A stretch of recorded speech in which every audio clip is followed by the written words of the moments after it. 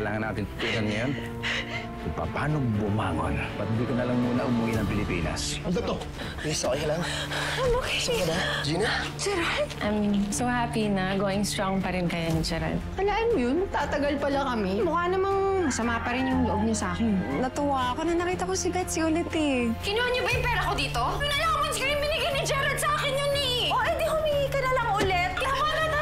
Toxic ng buhay ko, Gina!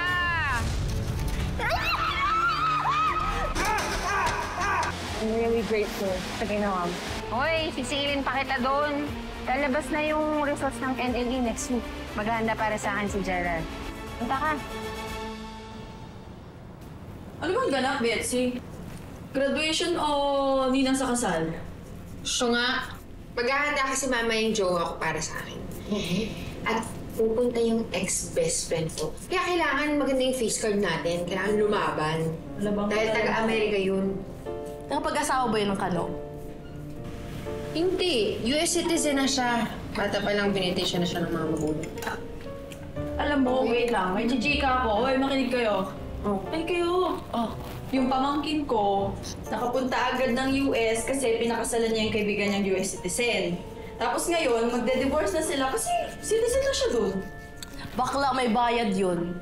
Yung kakilala ko, nagbayad siya ng 20,000 para makasal sa Pinoy na US citizen. 20,000 lang! Bakla, dollars. Minimum yun ha. Convert mo. Convert mo sa peso kung magkano. 20,000 US dollars. Ay, putik! Laki. May higit 1 milyon yan ah! Diba? Pero, teka lang. Bakit ka pa magbabayad kung may mamimit ka namang apa? Kasi ganyan yung ginawa ni Ronaldin eh. Yung anak ni Manang Sita, tandaan nyo. Nakapag-asawa ng afam. Oh, kita nyo yung bahay nila ngayon, 3rd floor na. Tapos, puro bago pa yung gamit niya. O literal na naka-jackpot ang ate mo, Ronaldin. Ah, si Ronaldin, yung maraming kuto dati. True. Grabe, sortian lang talagang buhay, no? Tamang-tama, bukas may pa-party si Manang Sita kasi uuwi na si Ronaldin kasama yung napangasawa niyang puti. Ang balibalita dyan sa labas, may kasama raw kaibigan niyang puti. Kaya kung ako sa'yo, pumunta ka na ron at magpabingwit ka na, Betsy. Hindi ko kailangan ng afam. May jowa ako, no? At parehas kaming makakapunta ng Amerika. Sure. Period. Sana all! Sige na! Kailangan ko na umalis. Tapos ka na. Okay na yan. Okay na, perfect ka na. Thank you. Bye-bye. Ganda-gandaan!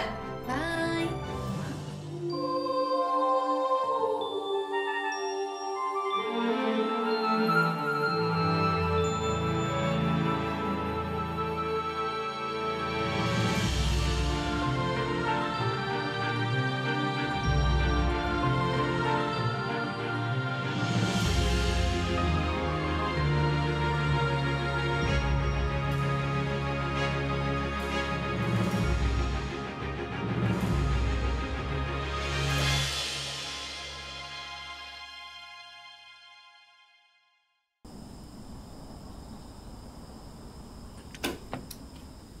Brother, chill ka lang. Nakakadalawang kita ka na yan. Gutom na ako eh! Okay ba? Kung kakainin yung pet, favorite ni Betsy yun. Alam mo anak, hindi ko maintindihan bakit ba nag-aabala ka ng ganito. Hindi pa naman sigurado kung papasa yung Betsy. Alam ko na. Gawa na lang tayo bagong banner. Sorry, be. Bawi tayo next year. Uy, tumigil ka nga. Nay, makakapasa po si Betsy ngayon. Tiwala lang, ha? Sige. Sige. Be!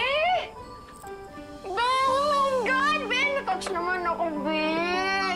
Thank you, Be! Thank you! Love you. Be, ito na. Feeling ko talaga magiging registered nurse na ako, Be! Oo naman. Ano yun? Ito na yun. Ay, galing food! Ah, Gina. Hi. Gina. Mabuti nakarating nga. Okay na, ako na yan. Dinalagyan na natin dito. Anay, si Gina. Naalala nyo? Kaibigan namin ni Betsy. Naalala mo ba? Oo naman, Gina. Ano? Naku, lalo kang gumanda ngayon. Ang ganda-ganda mo. Sus, bolera. Betsy! Congratulations! Ay, thank you sa cake. Ang sweet mo naman. Thank you, ah. Salamat. Ang ganito. Ganda ng bait pa, Nona. Nga pala, yung listahan ng pera dito na. Kaya naman tayo nagsabi. Sige. Deli ka na. Ito na yun. Ito na yun. Ito na. Morales, Zainab Faraon. Morala, Ara Isabela. Uy. Oh, Betsy. Betsy Morales na, pero wala pa rin yung pangalan, no? Ano nga bang sinasabi ko? Tama to eh.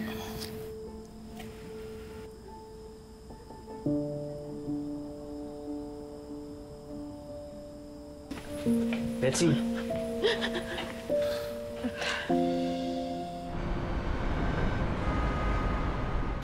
Third take ko na to. Hindi na ako makakapag-retake pa eh. Wala na, tapos na ako, Gerald. Hindi na ako magiging nurse sa Amerika. Dahil ganito na lang. Ako na lang muna magtitake ng NCLEX. Kukunin kita pag nandun na ako. Hindi naman ganun kadali yun eh. Alam mo naman yun.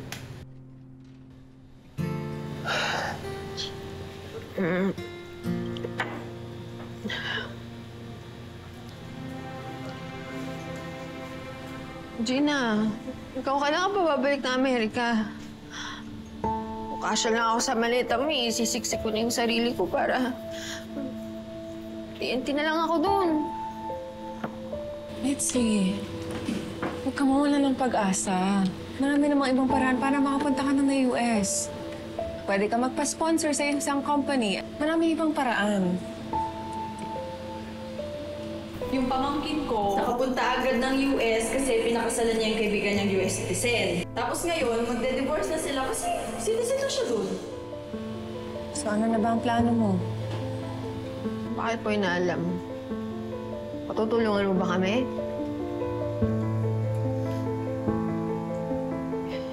No. I'm willing to help in any way. Sige. Kung gusto mong mapabilis yung proseso ng pagpunta namin sa Amerika, kasalan mo si Gerald. What?